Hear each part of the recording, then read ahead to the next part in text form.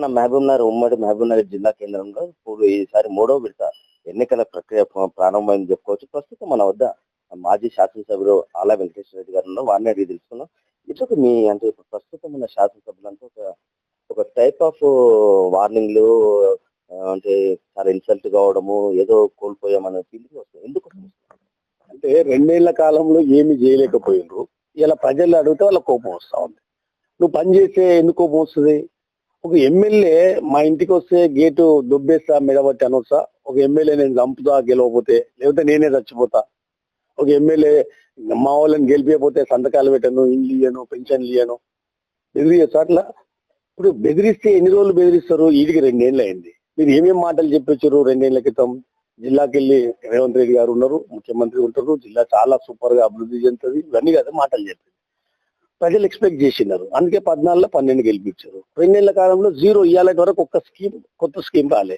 ఉన్న స్కీమ్లే ఆగిపోయినాయి. పాలమూరు రంగారెడ్డి అయిపోయింది, రైతు బంధు 2 సార్లు ఎగ్గొట్టిండు, కేసీఆర్ కిట్టు ఆగిపోయింది. ఇవన్నీ చూసిన తర్వాత ఆటోమేటిక్ గా ప్రజలకు కోపం వస్తుంది. ఆ కోపం ఇలా సర్పంచ్ ఎన్నికల్లో రిజల్ట్స్ వస్తా ఉంది. ఆ రిజల్ట్స్ చూసి తట్టుకోలేకపోతున్నారు. ఇప్పుడు ఏ రాజ్యాధికారం అది, ప్రజలు ఏ తీర్పు ఇస్తే దాన్ని మనం గౌరవించాలి. ఇప్పుడు మేము ఓడిపోయినాం, తక్కువ 650 ఓట్లు వస్తే ఎమ్మెల్యే అవుతున్నాం, దాన్ని స్వీకరించి పాజిటివ్ గా మనం ముందలుకోవాలి తప్ప నేను బెదిరిస్తా, చంపేస్తా, ఇంట్లోకి రానియను. ఒక ఎమ్మెల్యే గెలిచిన తర్వాత అందరికి సంబంధించిన మనిషి, ఎవరు వచ్చినా పేదోడు వస్తే సాయం చేయాలి. అది విడిచిపెట్టి ఇలా సొంత ఊర్లో మా దేవరకర కాన్స్టిట్యున్సీ దమగ్నాపూర్ జిఎంఆర్ గారి సొంత ఊరు, గెలవడం ఒక ఎత్తు అయితే గెలిచిన తర్వాత వాళ్ళు జరుపుకుంటున్న సంబరాలను చూస్తే అర్థమవుతుంది ప్రజలు ఎంత కసి మీద ఉన్నారు. 2 ఏళ్ల కాలంలో మీ ప్రవర్తన ఎట్లున్నది, మీరు ఎన్ని అరాచకాలు చేశారు, ఎన్ని కేసులు పెట్టించారు. ఒక సొంత ఊర్లోకంతా పండుగ వాతావరణం ఉంది, కాంగ్రెస్ ఓడిపోతే అంటే దాన్ని అనాలిసిస్ చేసుకోవాలా. అది విడిచిపెట్టి ఇంకా బెదిరిస్తాం, ఎన్ని రోజులు బెదిరిస్తాం? ఇంకో 2 ఏళ్ళు ఉంది, 2 ఏళ్ల తర్వాత మళ్ళీ వస్తుంది మా గవర్నమెంట్. మేము 10 ఏళ్ల కాలంలో అట్లా మేము బెదిరింటే ఒక్కడు కూడా మిగిలిపోతుండే కదా.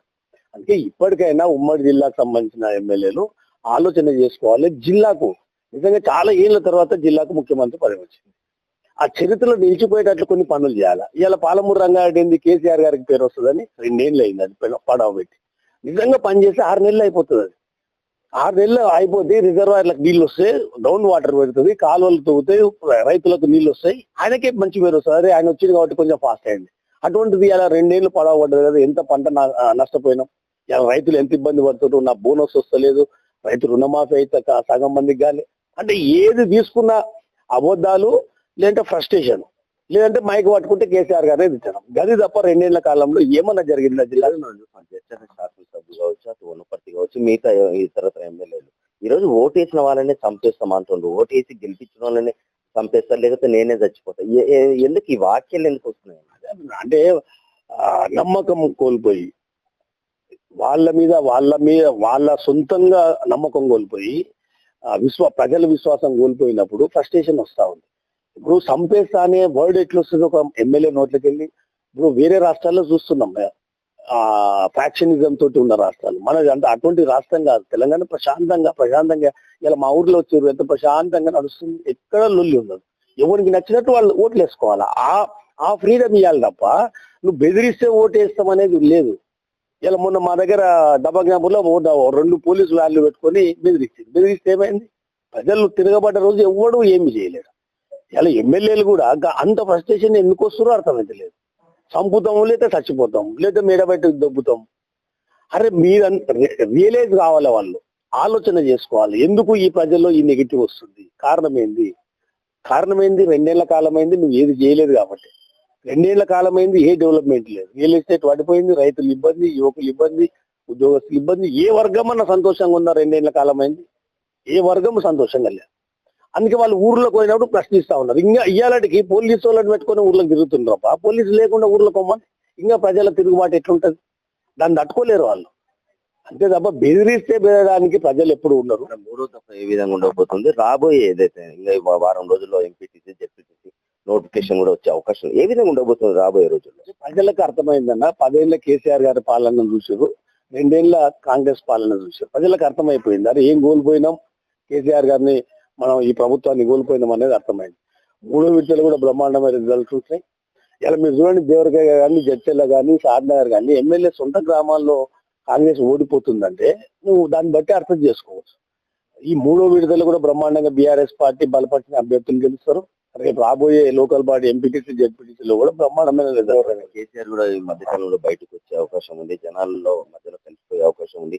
ఇంకోటి ఏంటంటే జనాలకు కూడా ఈ రోజు కూడా ఒక తేడా ఏముందంటే, కన్ఫ్యూజన్ ఏముందంటే, కవిత అంటే కవిత ఒక వర్డ్ వచ్చే వరకు తండ్రి కూతుల మధ్య బీఆర్ఎస్ పార్టీ అని ఒక కన్ఫ్యూజన్ ఉంది. ఈ ఈ ఈ కన్ఫ్యూజన్ ఏ విధంగా తొలగించే అవకాశం? కేసీఆర్ గారు మాకు నిన్ననే ఇన్ఫర్మేషన్ ఈ 19th కానీ 21st కానీ కేసీఆర్ గారితో మీటింగ్ ఉంది. మెయిన్ గా పాలమూరు రంగాడికి సంబంధించి ఏ విధంగా అయితే రాష్ట్ర ప్రభుత్వం కేంద్ర ప్రభుత్వాలు జలదోపిడీ చేస్తా ఉన్నాయో, న్యాయం చేస్తలేవో, 80% కంప్లీట్ అయిన పాలమూరు రంగాన్ని పడవ పెట్టిరో దాని మీద ఉద్యమ కార్యాచరణ తీసుకోబోతా ఉన్నాం రాబోయే కాలంలో. ఎందుకంటే ఈ కరువు జిల్లా, వలసల జిల్లా, ఈ జిల్లాను బాగు చేయాలనే కేంద్రం సహాయం లేకున్నా కూడా చాలా పెద్ద గుండె ధైర్యంతో పాలమూరు రంగాన్ని స్టార్ట్ చేసింది. 85% అయిన ప్రాజెక్టును ఇంకొక 6 నెలలు కష్టపడితే అయిపోతుంది. అటువంటి దాన్ని 2 ఏళ్ళు అయింది. నేను ఉమ్మడి జిల్లాకి వెళ్ళి పాలమూరు బిడ్డను అంటే 14లో 12 గెలిపిస్తే కూడా ఇవాళ పడవబడ్డారు. దాని మీద కార్యాచరణ తీసుకోబోతా ఉన్నాం. రాబోయే కాలంలో ఇంకా బ్రహ్మాండంగా కేసీఆర్ గారి నాయకత్వంలో పార్టీ కానీ, ఉద్యమం కానీ, పాలమూరు రంగారెడ్డి కానీ ఇవన్నీ సాధించే వరకు మా పోరాటం కొనసాగుతూనే ఉంటుంది. ఇది కొన్ని విషయం ఏదేమన్నప్పుడు రాబోయే రోజుల్లో భవిష్యత్తులో ప్రజలే కాల నిర్ణేతలుగా మారబోతున్నారు. ఎందుకంటే వచ్చే ఏదైతే అభ్యర్థులు ఉన్నారో రాబోయే ఎన్నికల్లో కూడా బీఆర్ఎస్ పార్టీ గెలుపొందే అవకాశం ఉన్నాయి. రాష్ట్ర మాజీ ముఖ్యమంత్రి ఎవరైతేనో త్వరలో బయటికి వచ్చి ప్రజలకు అంటే సరైన న్యాయం చేసేందుకు కూడా వాళ్ళ ముందు వచ్చే అవకాశం ఉన్నాయంటూ కూడా మాజీ శాసనసభ్యులు ఆల వెంకటేశ్వర రెడ్డి ఆశాభావం వ్యక్తం చేస్తారు. మహబూబ్ నుంచి మన తొలి కోసం మీ మధు.